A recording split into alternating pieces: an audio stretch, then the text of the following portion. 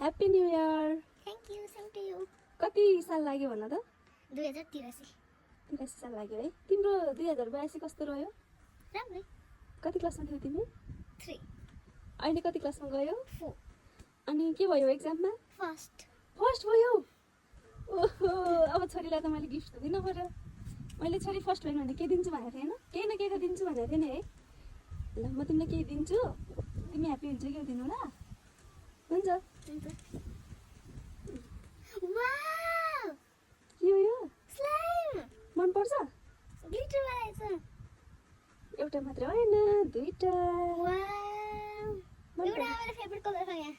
तिम्रो फेभरेट चाहिँ के अरे? पर्पल। पर्पल है। ल त्यति मात्र होइन नि, सानो यहाँ पनि छ नि। वाउ! ल ह्याप्पी न्यू इयर।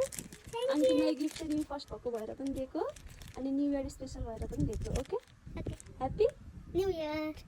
तिमी ह्याप्पी? ल अब तिमी झनै राम्रोसँग पढ्नुपर्छ, तिमी अब झनै धेरै ज्ञानी हुनुपर्छ होइन?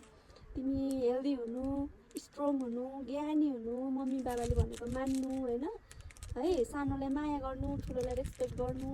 तिमीलाई ह्याप्पी न्यू इयर, नयाँ वर्षको धेरै धेरै शुभकामना छोरी, ज्ञानी हुनु ल। हस्। Okay by. मेरो हातै भरेको। ल